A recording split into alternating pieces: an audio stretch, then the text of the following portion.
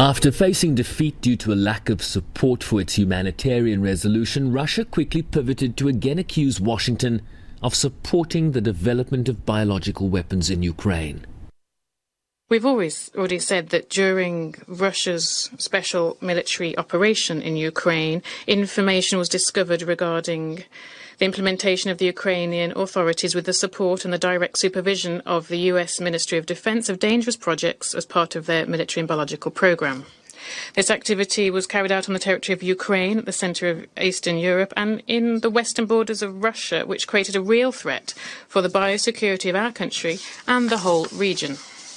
The representative of the US wasn't able to explain how the statements of the American officials about how there's allegedly no US-controlled biolaboratories on Ukraine, how that tallies with the fact of the presence of documentary proof of this kind of cooperation. But the United States, backed by Ireland, France, Norway, Albania and the United Kingdom, in turn accused Russia of using the Council to launder what they termed its disinformation, calling the allegations part of a litany of bombastic and preposterous lies. Last week we heard from the Russian representative a tirade of bizarre conspiracy theories. This week we're hearing a whole lot more where that came from. Things that sound like they were forwarded to him on a chain email from some dark corner of the internet. President Biden has a word for this kind of talk: malarkey. As I said 1 week ago, Ukraine does not have a biological weapons program. There are no Ukrainian biological weapons laboratories, not near Russia's border, not anywhere.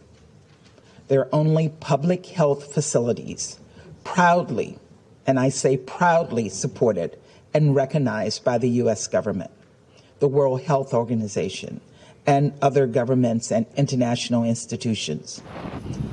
China called for accused parties to respond to questions raised by Moscow to remove any doubts of the international community.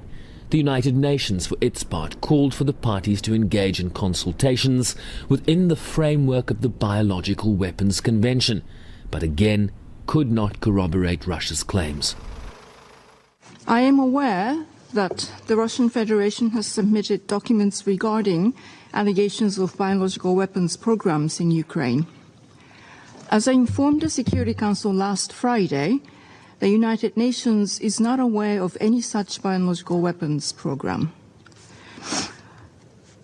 I would also like to note that the United Nations currently has neither the mandate nor the technical or operational capacity to investigate this information. As I previously informed the Council, the relevant instrument of international law is the 1972 Biological Weapons Convention, or BWC, which effectively prohibits the development, production, acquisition, transfer, stockpiling, and use of biological and toxin weapons. My delegation would also like to convey African Council members, including Kenya, Ghana and Gabon, warned that the allegations should not be taken lightly and that a conclusive determination be made by the relevant accredited bodies. The US has also warned that Russia was creating a false flag scenario and could itself be planning to use chemical or biological agents against the Ukrainian people.